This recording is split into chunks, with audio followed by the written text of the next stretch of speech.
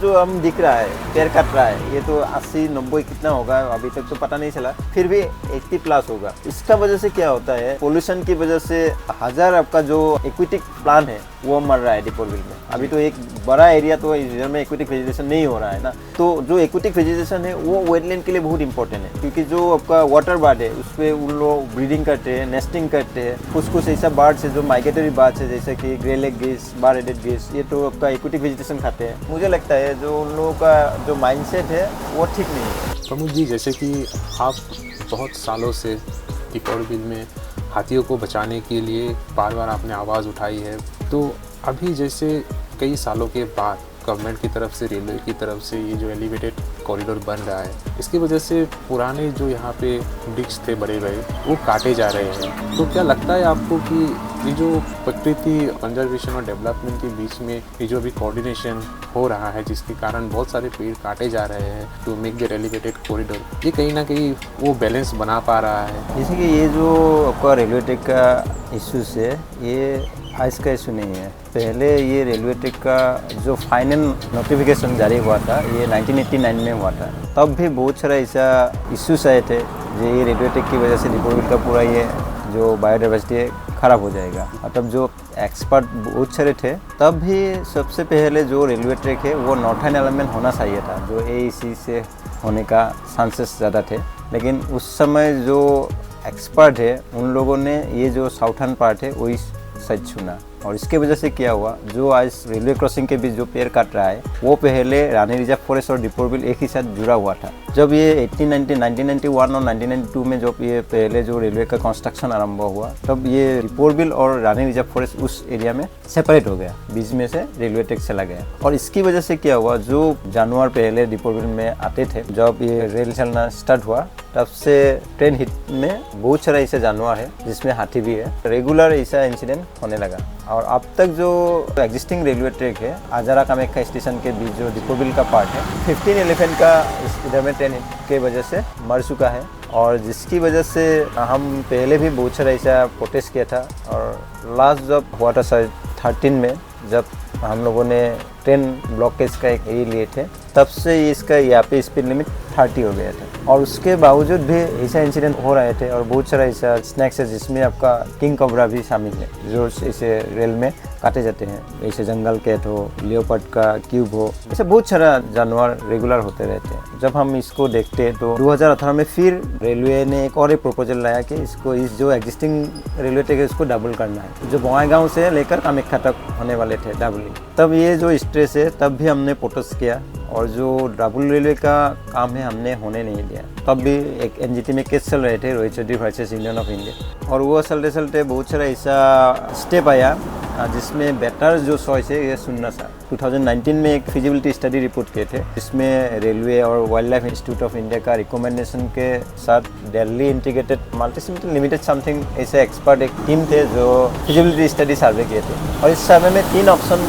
लोगों ने दिया गए थे दीपोरबिल के आसपास। एक तो आपका एक टनल का प्रपोजल था, अभी जो रेलवे ट्रैक के बीच में से जो हिल स्टेप है वही से वो काट के टनल बना के फिर आर्ट फिलिंग करके ऊपर से हाथी लाने वाले थे। वो तो फिर ही डिस्ट्रक्टिव होता, बहुत सारा पेड़ कटता, पहाड़ काटा जाता, और उसके बावजूद वही पॉइंट से तो हाथी नहीं आते ना, दूसरी जगह से भी आते, वो खुला रहता, वो 100% सिक्योर नहीं होता। और एक प्रपोजल था आपका जो रीअलाइनमेंट का, जो पहले भी इशू उठाया था, जो नॉर्थर्न रीअलाइनमेंट का, जैसे कि आजारा होके आपका थारापुर AEC के बैक साइड से, वहाँ से होने से क्या होता, एक तो यहाँ पे एक एग्जिस्टिंग रेलवे ट्रैक चल ही रहा है, और डबलिंग अगर वहाँ से भी होता तो ये तो यहाँ पे तो इंसिडेंट होता ही रहता। और वहाँ पे होने से क्या होता, जो मेजर बर्ड हैबिटेट है जहाँ पे हम माइग्रेटरी बर्ड्स हर ईयर ऑब्जर्व करते रहते हैं, तो उसमें से थारापुर एक खानामुख एक एरिया है जिसमें हाईएस्ट बर्ड डाइवर्सिटी है। तो वो जो हाईएस्ट बर्ड डाइवर्सिटी का एरिया जो है वो डिस्ट्रक्शन हो जाता है। और फिर भी आजारा का जो ग्रासलैंड एरिया है जहाँ पे बर्ड्स ग्रासलैंड बर्ड्स रहते हैं, और आपका AEC के पीछे से जो भी एरिया है, और कुछ हद तक आपका तितलिया बोरागांव का एरिया भी आपका इसमें शामिल रहता है, तो बर्ड हैबिटेट पूरा खराब हो जाता है। तो जो लास्ट ऑप्शन था हमारे जो एलिवेटेड कॉरिडोर का, ये जब आपका हम लोग ने प्रोटेस्ट किया कि ये डिस्ट्रक्शन होगा, बाद में आपका ये 2021 में फिर एक मिटिगेशन मेजर लेके आया। ये बिल्लाल हबीब और सक्सेना बोल के साइंटिस्ट जो आपका wild life institute of India का एक रिपोर्ट है, जिसमें वो लोगों ने सजेस्ट किया 3 अंडरपास और एक एलिवेटेड, जिसमें एलिवेटेड का था 3.5 किलोमीटर और बाकी 102 अंडरपास और 201 अंडरपास से हम लोगों को डाउट था कि हाथी यहाँ पे जाएगा कि नहीं, क्योंकि 100 मीटर्स होने से बाकी जो एरिया आपका ओपन रहेगा उसमें तो मैन एलिफेंट कॉन्फ्लिक्ट बढ़ जाएगा, और हाथी अगर गांव में घुस जाता तो वो हम लोगों को ऐसा करना पड़ता कि वो 100 मीटर्स तक हमको हाथी को ले जाना पड़ता। तो हाथी तो ऐसा जानवर नहीं है कि उसको हम लेके जाए। तो फिर वो जो अंडरपास का कॉन्सेप्ट है वो हम लोगों ने ऑब्जेक्शन किया। बाद में अभी जो ये है आपका, ये 4.7 किलोमीटर पूरा स्टेज आपका एलिवेटेड हो जाए। पूरा स्टेज एलिवेटेड होने से क्या होगा, आपका जो एलिफेंट और कोई भी जानवर जीरो आपका डेड होगा। और रहा जो आपका ये जो बीच का जो पेड़ है वो एक मुद्दा रह गया, क्योंकि सिर्फ वही एरिया है जिसमें थोड़ा डिस्ट्रक्शन होगा। तो हम लोगों ने भी ये इशू रेज किया कि इसको ट्रांसलोकेट करना, क्योंकि ये नॉर्मली क्या होता है गुवाहाटी या बहुत सारा जगह में पेड़ काटा गया, रोड एक्सपेंशन हो जो आदमी के लिए भी, तो यहाँ पे जो हो रहा है ये कंजर्वेशन के लिए हो रहा है। और कंजर्वेशन के लिए होने की वजह से ये जो हम अगर लॉन्ग टर्म ये हम देखेंगे तो ये जो एग्जिस्टिंग रेलवे ट्रैक है जो 89 में आपका गलत तरीके से यहाँ से ले गए थे, तो वो भी एलिवेटेड होगा, और जो आपका रेगुलर डेथ हो रहे थे जानवर ये आपका बाद में जीरो हो जाएंगे। तो मतलब आप जो कह रहे हैं कि अभी जो फिलहाल जो यहाँ पे जो रेलवे ट्रैक बना है, जो दीपोर बिल हम लोग जब क्रॉस करते हैं उसको भी एलिवेटेड कर दिया जाएगा, वो भी मतलब, तो ये जो पुराना वाला जो अभी रेलवे ट्रैक है तो उसका क्या होगा? वो आपका उसका जो पूरा बेड ही रिमूव करना पड़ेगा उन लोगों को, पूरा खाली करना पड़ेगा। इसको खाली करने के बाद दोनों रेलवे ट्रैक आपका ऊपर से जाएंगे, तो ये आपका पूरा फ्री मूवमेंट होगा। और सिर्फ ये है कि जो आपका अभी जो पेड़ काट रहा है वो एक थोड़ा आपका चिंता का विषय, ऑलरेडी काटे गया ज़्यादातर। हम लोगों ने ये पॉइंट राइज किया कि इसको जो पेड़ है वो ट्रांसलोकेट हो, जो छोटा पेड़ वो ट्रांसलोकेट कर सकते थे अगर उनका जो माइंडसेट अगर कंजर्वेटिव होता। लेकिन एक टेक्निकल प्रॉब्लम इसमें है कि जो अभी तक 10 पेड़ काटा हुआ है वो आपका रेलवे का लैंड है, जो 89 में ही उन लोगों को दिया गया था एक्विजिशन करके, वो पर फॉरेस्ट से ले गए थे। तो वो एक टेक्निकल प्रॉब्लम है जिसमें रेलवे का लैंड है, रेलवे काट रहा है, तो ऐसा हो जाता है। लेकिन अगर रेलवे से आते और फॉरेस्ट डिपार्टमेंट मिलके अगर ये ट्राई करते हैं कि जो छोटा पेड़ है जितना हो सके वो ट्रांसलोकेट करके बचाने की कोशिश कर सकते थे, तो ये जो अच्छा काम हो रहा है और भी अच्छा होता है। लेकिन एक अच्छा काम करने के बाद ये अगर हो रहा है, पेड़ कट रहा है, कहीं ना कहीं इसको थोड़ा जो अच्छा है उसको ये हो रहा है। वही मतलब बात ये है ना कि जैसे अभी हम लोग देख सकते हैं कि गुवाहाटी में आजकल जो वेदर है वो काफ़ी ड्रास्टिकली चेंज हो रहा है। सीजन वाइज फ्रूट्स वगैरह, सब्जी वगैरह हम लोगों को आजकल कुछ तो ऐसे फ्रूट्स फल है जो मतलब बिफोर सीजन मिल रहा है, कुछ सीजन खत्म होने के बाद भी नहीं मिलता, और वेदर भी सडनली चेंज हो जाता है, कभी भी धूप कभी भी बारिश। ये पहले ऐसा नहीं था गुवाहाटी का ऐसा वेदर, जो मतलब एनवायरनमेंट चेंजेस वगैरह हो रहे हैं। और स्पेशली अगर मैं दीपोर बिल की बात करूँ तो कहीं ना कहीं ये जो पेड़ यहाँ पे लगे थे इतने सालों तक,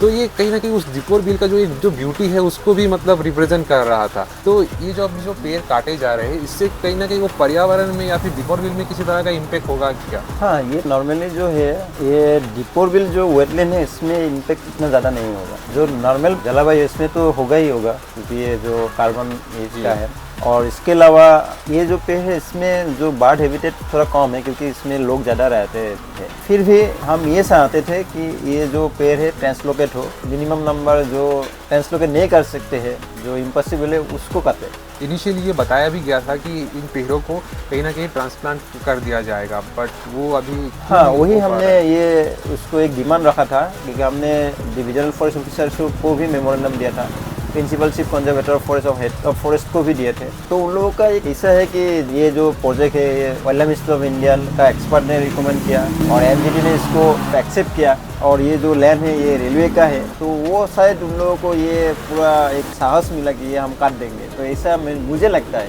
अगर वो लोग ऐसा सोचते कि जो भी हो पेड़ तो पेड़ ही होता है ना, ये किसका लैंड पे है ये तो मैटर नहीं करते हैं। जो सर्विसेज हम लोगों को पेड़ से मिल रहा है ये तो सबको मिल रहा है ना, सबको मिल रहा है जी। तो इसी वजह से वो लोग अगर फॉरेस्ट डिपार्टमेंट और रेलवे डिपार्टमेंट थोड़ा हार्ड वर्क करते और ट्रांसलोकेट और मिनिमम इसको, क्योंकि ये जो रेलवे ट्रैक है ये हाइट होगा आपका तकरीबन 22 फुट, 7 मीटर्स 7 मीटर्स होने की वजह से अगर कोई पेड़ में ऐसा होता तो पूरा पेड़ ना काट के ऐसा भी branches वगैरह भी ब्रांचेस वगैरह काट के ऐसा भी हो किया जा सकते थे। सकता जो हमें लगता है टेक्निकल जो प्रॉब्लम है हम तो इतना नहीं जानते हैं, लेकिन जो हम एक देखते हैं क्योंकि इसका हाइट हो रहा है 7 मीटर्स, तो 7 मीटर्स तक तो वो रह सकते थे। तो हमें ऐसा लगता है, मुझे लगता है जो उन लोगों का जो माइंडसेट है वो ठीक नहीं है। वो कंजर्वेटिव माइंडसेट अभी भी हम लोगों में कहीं ना कहीं कमी है। नेचर को लेके हम लोग बहुत ही कैजुअल हो जाते हैं। हाँ, और एक बात क्या है, नेचर के जो ये जो हम दिख रहा है पेड़ कट रहा है, ये तो 80-90 कितना होगा अभी तक तो पता नहीं चला,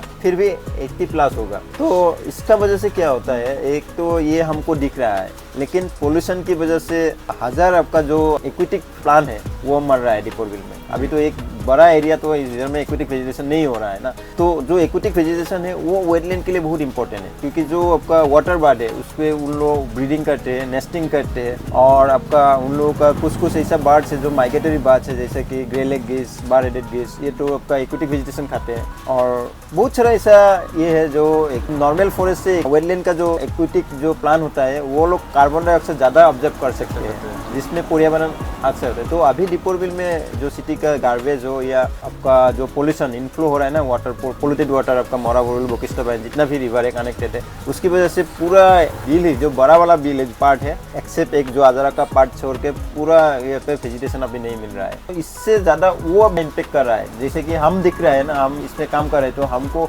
वो ज़्यादा सीरियस लग रहा है, तो उसको भी हम लोग जैसे इसको हम प्रोटेस्ट कर रहे हैं ना, उसको भी हमको पूरा लगे रहना है।